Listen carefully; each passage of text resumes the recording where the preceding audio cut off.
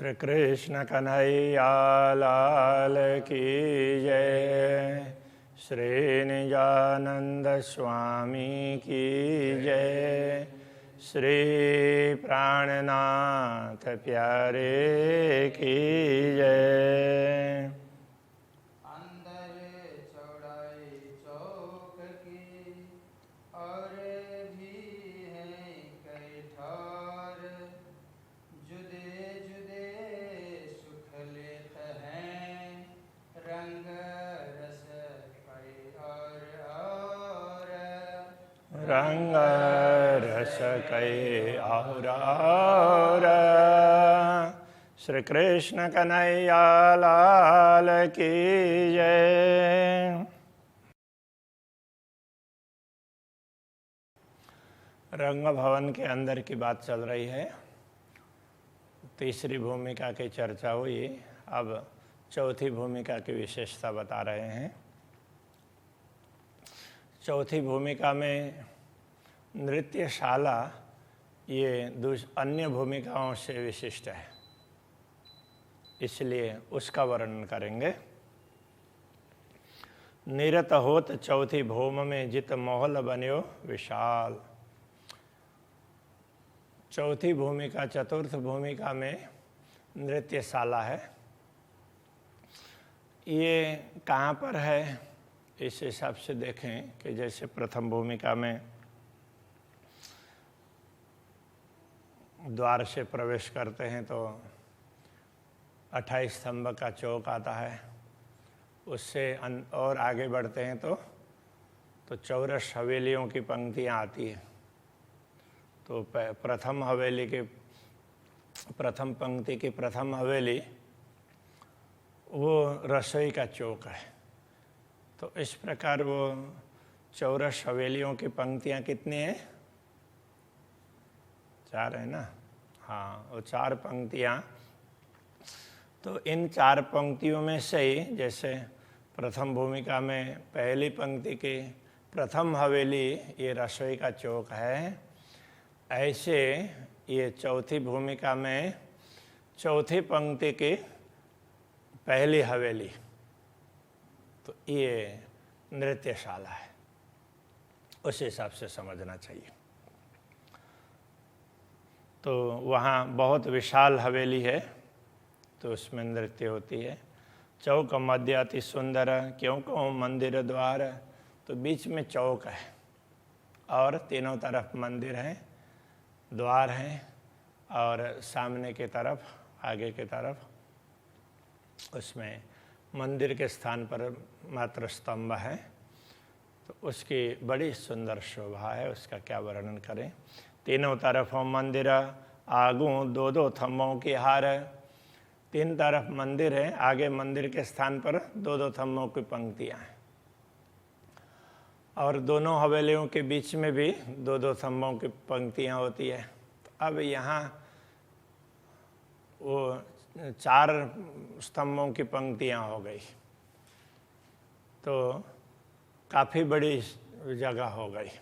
तो यहाँ पर ऐसे खुली जगह काफ़ी बड़ी हो गई। बड़ा महल अति शोभित, इसलिए दूसरे महलों से बड़ा भी दिखने लगा, और सुंदर अति सुखकार है। इसकी शोभा भी बहुत ज़्यादा है, सुंदर भी है और सुखकारी भी है, क्योंकि सबको आनंद आता है तो सुखकारी तो रहेगा ही।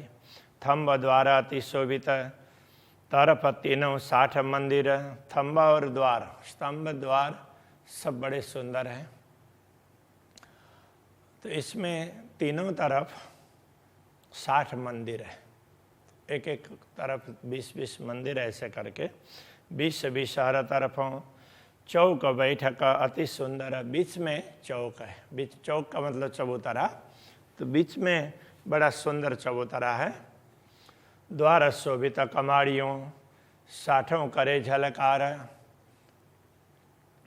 इन 60 मंदिरों में द्वार, तो उनके किवाड़ वगैरह, तो द्वार बंद हो तो पूरा वो दीवार और द्वार एक जैसे लगेंगे ना, तो बस द्वार उसका रंग अलग होगा, उसकी थोड़ी सी उसकी चमक अलग दिखेगी बाकी दीवार।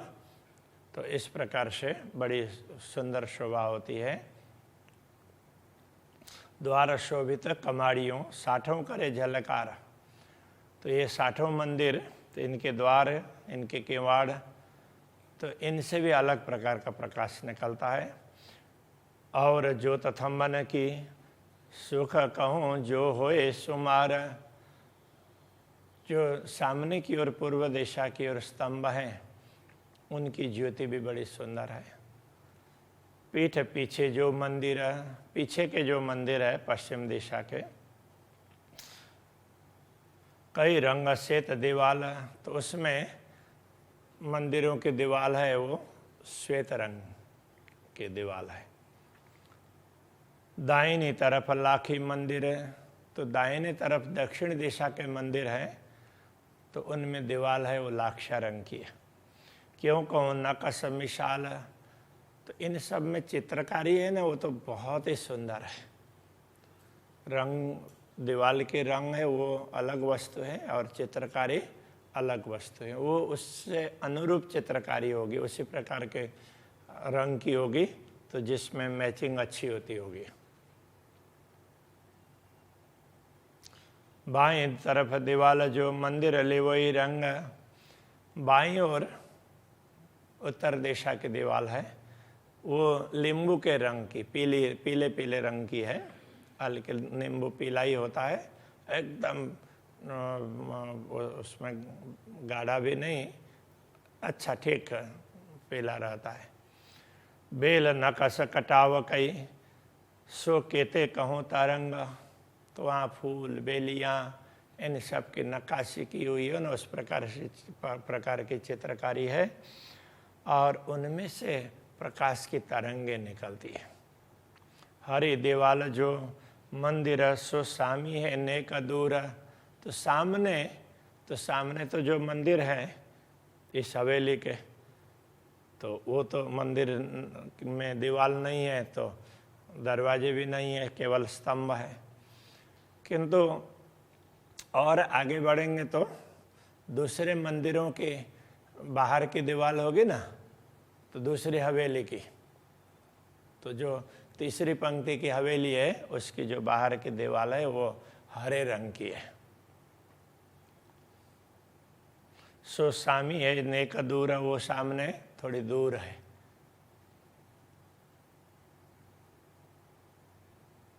चारों तरफों अरस जवेर करे जंग नूर सो नूर। तो इस प्रकार चारों तरफ देखते हैं तो सब रत्न वगैरह जड़े हुए हैं, वो स्तंभ वगैरह भी रत्नों के लगते हैं, और वो किवाड़ है, उसमें चौखट है, वो सारे सोने के उसमें लगेंगे। ये सब अलग अलग प्रकार के, सब में रत्न जड़े हुए हैं। तो चारों तरफ वो तो परमधाम के रत्न हैं, उनसे किरणें निकलती है और एक दूसरे से टकराती है। ए अठौरा है निरत की सो केता कहूँ मजकुर। ये नृत्य की शाला है, उसका वर्णन कहाँ तक करें। चारों तरफों ऊपर तले कहूँ मावत नहीं जहूरा। तो इनमें प्रकाश जब नृत्य करते हैं तो नृत्य करने वालों के वस्त्र आभूषण, उनकी सुंदर शोभा, उसका प्रकाश भी चारों तरफ छा जाता है। मावत नहीं जहूरा, वो कहीं समाता नहीं है। राज श्यामा जी बीच में बैठक सिंहासन। श्री राज श्यामा जी बीच में चबूतरे में सिंहासन में बैठते हैं, विराजमान होते हैं। रूहें 12,000 को हक देत सुख सबन। वहाँ से 12,000 ब्रह्मात्माओं को आनंदित करते हैं। कई विध के बाजे बजे नवरंग बाई नाचत। कई प्रकार के वाद्य यंत्र बजते हैं। तो वैसे तो क्या है कि वो वाद्य यंत्र ऐसे हैं, जब बजाने का समय आता है ना तो अपने आप बजते हैं, तो उसमें कहीं किसी को ढूंढ करके ले जाने की ज़रूरत नहीं पड़ेगी। हाँ, किंतु वो ब्रह्मा आत्माएँ भी वो बजाने लग जाती है उसी ताल पर, तो वैसे वो अपने आप बजते हैं। और एक स्थान से दूसरे स्थान पर जाना होगा तो अपने आप ही चले जाते हैं।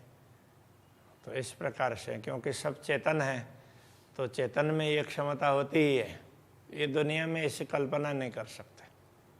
अब रोबोट जैसे कुछ होंगे तो उसमें कोई कुछ चीज़ें हैं तो उनको उसमें रोबोट टाइप की व्यवस्था की हुई होगी तो अपने आप चलेंगे। जैसे वो एक सफाई का है तो अपने आप गुम करके सफाई करता रहता है, तो इस हिसाब से दुनिया में भी ऐसे मशीन बन रहा है। तो परमधाम में तो वो पहले से वो सब जो है वो परमधाम में है, दुनिया में तो नकल ही हो रही है ना। हाथ पाँव अंग बालत कई विध के बाजे बजे नवरंग बाई नाचत। नवरंग बाई नृत्य करती है तो उस समय बहुत प्रकार के वाद्य यंत्र बजते हैं। हाथ पाँव अंग बालत वो हाथ को पैर को मोड़ती है, विभिन्न मुद्राएं उसमें विभिन्न मुद्राओं का प्रदर्शन करती है। कहीं न जाए सिफत, उसकी महिमा बताई नहीं जा सकती। ले बाजे रूहें खड़ी मृदंग जंत्र ताल, ब्रह्मात्माएं भी कई तो वहाँ बजाने में लगी हुई होती है। वैसे तो उनमें कितने सखियाँ हैं नवरंगबाई के युद्ध में? 300 ना। हाँ 300 तो पर्याप्त है, बजाने में भी पर्याप्त है, नाचने में भी, और किसी को ठीक जरूरत लगेगी तो दूसरे भी जा कर के सहयोग कर देंगे। तो ऐसे ले बाजे रुहे खड़ी, ब्रह्मात्माएं भी बाजे लेकर के खड़ी हैं। मृदंग जंत्र ताल, सब मृदंग अलग अलग प्रकार के यंत्र है, ताल है, रंग रवाव चंग तंबूरा, ये सब लेकर के बैठते हैं और उसी में स्वर पूर्ति है। बोलत बेनर शाला, और बड़ी मधुर वाणी बोलती है। पाँव झांझर घूंगर बोलही, पाँव से नवरंगबाई और उनके साथ में नृत्य करने वाले जो भी होंगे, कभी नवरंगबाई अकेली नृत्य करती है तो कभी उनके साथ में सहयोगी वो भी करते हैं। तो पाँव झांझर घूंगर बोलही, उनके पाँव में बंधे हुए झांझर हैं, घूंगर हैं, वो बोलते हैं। कांभी कड़ली बाजत है, कभी कांभी है और कड़े हैं, वो भी बजते हैं। याई तरह अनवट बिछुआ, इसी प्रकार से तो उनके अनवट और बिछुआ, तो वो पैर की वो मुद्रिकाएँ, अंगूठी और मुद्रिकाएँ संग लिए गाजत, तो वो भी उसी प्रकार से जो दूसरे बजते हैं ना, तो उनके साथ में ये भी स्वर पूरते हैं, तो उनकी ध्वनि है पूरे वहाँ पर पूरी हवेली में गूंज जाती है। हाथ कंगन नंग नव घड़ी, हाथ में कंकण, उनमें कई प्रकार के रत्न हैं और नवघरी है। स्वर एक ही रस पूरता, उन सब से एक ही प्रकार की ध्वनि निकलती है, एक ही प्रकार का स्वर निकलता है। और भूषण सबों अंगों शोभित सबम सूरता, तो इसी प्रकार और भी आभूषण तो उनके शरीर में शोभायमान है। तो उनमें भी जो भी बजना होगा तो वो भी सब जहाँ जहाँ बजना होता है तो उसमें बजते हैं, जहाँ शांत रहना होता है तो शांत रहते हैं। जिन विध पाँव चला वही सोई भूषण बोलता, जिस प्रकार वो पाँव चलाती है, जिस भूषण को जिस आभूषण को बजाना चाहे वही बोलता है। जो बजावे झांझरी, जो झांझर को बजाना चाहे तो झांझर ही बजेगा। तो घूंघरी कोई न चालता, उस समय दूसरे कोई नहीं बोलेंगे, केवल झांझर से ही आवाज़ आती है। जो बोलावता घूंघरी, घुंघरू से आवाज़ निकालना है, स्वर निकालना है तो वो घुंघरू ही बजाती है। तो ना ही झांझरी वान, तो झांझरी वगैरह सब मौन रहते हैं। जो सबे बोलावता, तो बोले सब समान। तो इस प्रकार ये तो दो उदाहरण ही दिया है, ऐसे जिसको बजाना चाहे वो बजाती है। यदि सबको एक साथ बजाना चाहे तो भी वो बजा सकती है, इतने कला में निपुण है। प्रेम रसायन गावत, अति प्यारी मीठी बान, तो वो मानो प्रेम का रसायन उनके पास में है, ऐसे इस प्रकार से मधुर वाणी में गाती है। उनकी वाणी बड़ी ही मीठी है। यही वेदहस्त देखा वही उसी प्रकार न वो हाथ की मुद्राएं तो उसी प्रकार से अभिनय करती है। फेर फेर देता है तान, तो फिर वो तान उसी प्रकार देती है। तो जैसे बजते हैं उसी प्रकार से उनका हस्त मुद्राओं का अभिनय भी होता है, और जैसे बोलते हैं उसी प्रकार का अभिनय होता है। तो वो उसका वर्णन नहीं हो सकता है, वो तो समझाने के लिए थोड़ी थोड़ी समझ में आ जाए इसके हिसाब से वर्णन कर रहे हैं। कई जुदे जुदे बोले भूषण सब बाजे मिलावत संग। कई आभूषण हैं वो अलग अलग बोल रहे हैं, उनके अलग अलग ध्वनि भी दिखाई देती है, किंतु सब एक ही स्वर में, सबका ताल मिला हुआ है, रिदम सबका मिला हुआ है। एक रस सब गावत नवरंग बाई के रंग। तो सब लोग ना गाते हैं एक ही स्वर में, और उसी प्रकार से नवरंग बाई भी गाती है। हाथ धरत मृदंग पर जब अबल स्वर करत। जब मृदंग बजाने के लिए हाथ रखते हैं तो पहले ही अपने आप बजने लग जाता है। अबल का तात्पर्य पहले ही स्वर करत, वो बजने लगता है। निरत करे कई विदसों कई गुण कला ठेकत। तो कई बार तो वो मृदंग लेकर के नाचती है, तो ऐसे कई गुण कला ठेकत, कई कलाओं का प्रदर्शन करती हुई उछलती भी है, ऐसे नाचती है। कई गत भात रंग ल्यावत। ये तो कामिल निरत कमाल। कई प्रकार के रंग नृत्य में अलग अलग प्रकार के रंग भाव भंगिमा प्रकट करती है। तो ये नृत्य की कला का में बड़ी ही कुशल है। तो ये नृत्य कला प्रस्तुत करने में वो अद्भुत कलाओं को प्रस्तुत करती है, ऐसी कुशल है, ये कहना चाह रहे हैं। इन छे कवालन की क्यों कहूँ जो देखत नूर जमाल। जब अक्षराती धामधनी जिनके नृत्य देखते होंगे तो उनकी मुद्राएं और कैसे शरीर को मोड़ती है, किस प्रकार से, तो उसके संदर्भ में तो क्या बताएं। तो उसका तो बताना ही शब्दों की सीमा में नहीं होता है। ये विध कहूँ वाजंत्र की कई विध नट नाचत। ये तो वाद्य यंत्र की बात कही। ऐसे नृत्य कला नाचने वाले भी ना तो सब उसी प्रकार से नृत्य करते हैं। कई विध की फेरी कहूँ कई रंग रस गावत। तो जब वो नाचते हुए ना ऐसे गोल गोल घूमते भी हैं तो वो फेरी बोलते हैं।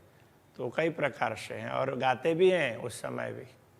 वैसे दुनिया में तो ये संभव नहीं होता है, किंतु परम धाम में ये सब संभव है। नाम जाको नवरंग ताकि निरत कहूँ क्यों कर। जिनका नाम ही नवरंग है, अलग अलग प्रकार के नव रंग जिनसे निकलते हों, तो अब उनके संदर्भ में कहना ही क्या है। उनकी नृत्य कला बहुत सुंदर होती है। अनेक गुण रंग लावही नए नए दिल धर। तो वो दिल लगा करके नृत्य कला प्रस्तुत करती है, इसलिए अनेक प्रकार के रंग उसमें से निकलते, अनेक प्रकार के कलाएं प्रदर्शित करती है। मुरली बजाओ तो मोरबाई, उस समय मोरबाई मुरली बजाती है। बेनबाई वाजंत्र, बेनबाई है वो भी वेणु मुरली वो वैसे एक जैसी लगती है, फिर भी दोनों में अंतर होता है। बंसरी और मुरली, एक तो बंसी है जिसमें बीच में छेद होता है और दूसरा तो साइड में है, तो उस तरह से मुंह में लेकर के बजाएंगे तो वो भी होता है। इस प्रकार से अलग अलग। तानबाई तान मिलावत। तानबाई अपने ही स्वर में अपना तान मिलाती है। निरत जामत इन पर। इस प्रकार नृत्य कला है प्रदर्शित करते हैं और वो नृत्य बड़ा सुंदर लगता है। कंठ केलबाई अलापत। केलबाई है तो वो स्वर देती है, सुंदर मधुर कंठ से गाती है। स्वर पूरत बाई, सेन उसको सहयोग देने वाली होती है तो सेन बाई है। सब मिल गावे एक रंग रस, मुखबानी मीठी बहन, सब मिल करके गाते हैं तो सब एक रस एक ही स्वर में मधुर वाणी में गाते हैं।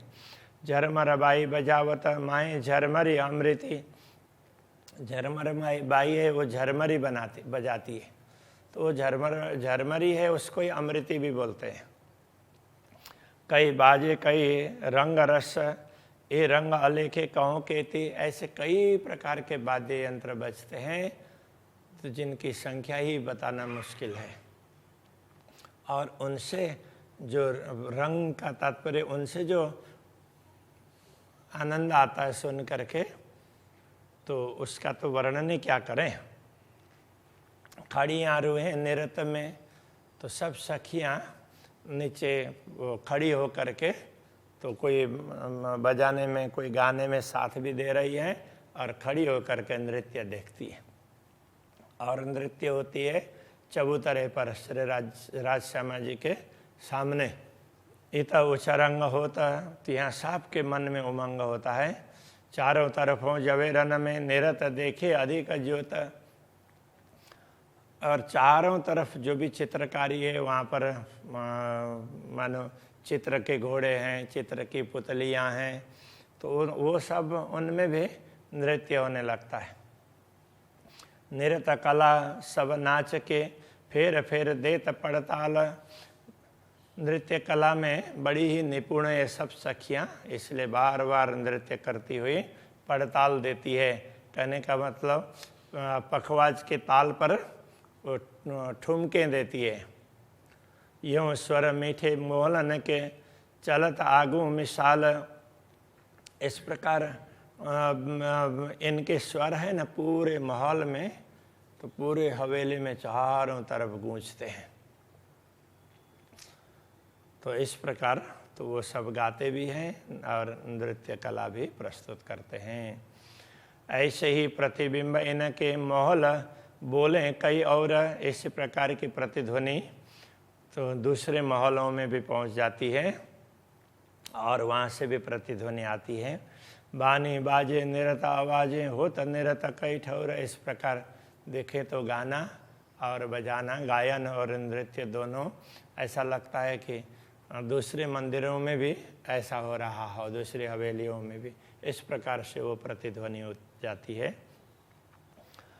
साम सामे पशु पंखी नंग के जंग करे जवेरों दोए, जो वहाँ दीवालों में पशु पक्षी के चित्र अंकित हैं तो वो भी मानो नृत्य कर रहे हों, उनको साथ दे रहे हों ऐसा लगता है, क्योंकि उनका प्रकाश उसी प्रकार से उनकी चमक उसी प्रकार से जाती है, तो ऐसा लगता है कि वो भी नाच रहे हैं। तो ये तो केवल रंग में दिखता हो ऐसी बात होती है दुनिया के हिसाब से। और परमधाम में तो जब राज्य चाहें, श्यामा जी चाहें, ब्रह्मात्माएं चाहें तो वो भी नाचने लग जाते हैं, इसलिए वो सब उनकी खुशहाली ही है। ए ठौर निरत नाचत ठौर ठौर सामी होए, तो इस प्रकार से सब यहाँ पर कोई दीवाल में नाच रहे हैं, कोई वहाँ पर नाच रहे हैं चबूतरे पर, ऐसा बड़ा सुंदर दृश्य दिखाई देता है। यूँ सब ठौर जंगा रस में कहूँ केती विद किन, तो इस प्रकार परमधाम में तो सब स्थानों से प्रकाश निकलते, किरणें निकलती है और एक दूसरे से टकराती है। अपार अखाड़े सब दिशों हो तो सब में रोशन, तो इस प्रकार ये कई अखाड़े हैं और वहाँ सब प्रकार से प्रकाश निकलता ही रहता है। रूह की आँखों देखिए असल बका के तन, आत्मा की आँखों से देखते हैं तो पता चलता है कि ये असली परमधाम के शरीर हैं, इसलिए वो थकते नहीं हैं। तो देखो चित्रावन धाम है कि करत निरत सबन, तो परमधाम के तो चित्र हैं वो भी नाचने लग जाते हैं। एक खेल एक पहर लगा होता हमें साहित्य, ये खेल एक प्रहर तक वहाँ पर होता है। तो कितनी देर तक? हाँ, प्रथम प्रहर पूरा पूरा वहाँ पर इस प्रकार की लीला होती है। हो तो हमेशा ही, तो हमेशा, हमेशा का तात्पर्य जो 15 दिन हाँ वो उसमें यहाँ महल में रहते हैं तब कृष्ण पक्ष के दिनों में, बाकी 15 दिन तो वनों में होते हैं। 15 दिन जब घर रहे तब देखे दुल्हा निरत। 15 दिन जब घर में रहते हैं या भवन में रहते हैं तो उस समय धामधनी ये नृत्य देखते हैं। महबूब को रिझावने अनेक कला साधत। महबूब को रिझाने के लिए, धामधनी को प्रसन्न करने के लिए नवरंगबाई अनेक प्रकार की कलाएं प्रस्तुत करती हैं। और नजर ना कर सके बंद ऐसे ही बांधत। तो जब वो नृत्य करती है तो उस समय उनको देखते हैं तो फिर वहाँ से दृष्टि दूसरी तरफ हटती नहीं है। इस प्रकार सबकी दृष्टि को अपने ओर आकृष्ट करती है। थंब दीवालें सिंहासन सौम्य होत निरत। स्तंभों में देखें, दीवालों में, सिंहासन में, जहाँ जहाँ भी जैसी चित्रकारी है वो सब नाच रही है ऐसे दिखाई देती है। सब में नृत्य होता है।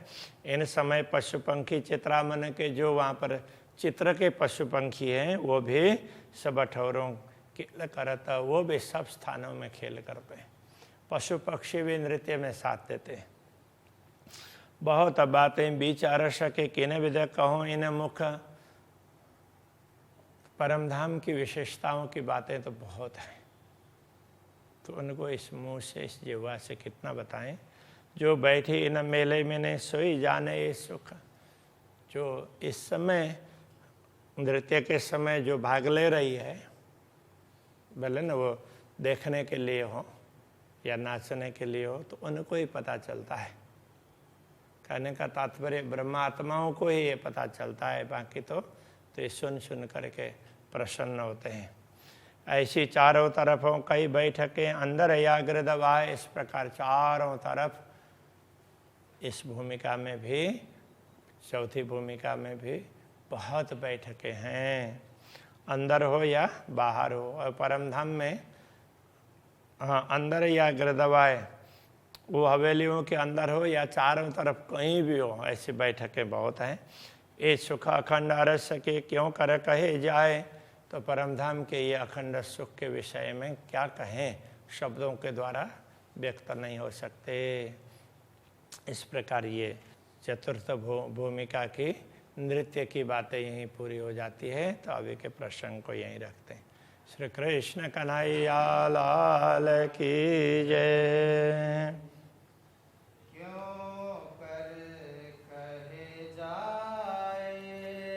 क्यों कर कहे जाए। ऐसे चारों तरफों कई बैठकें।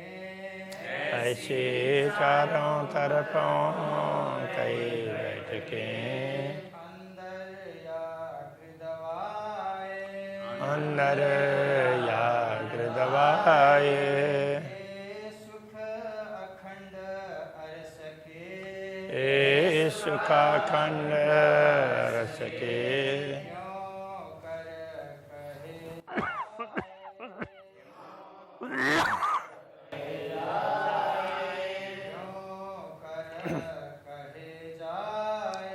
क्यों कर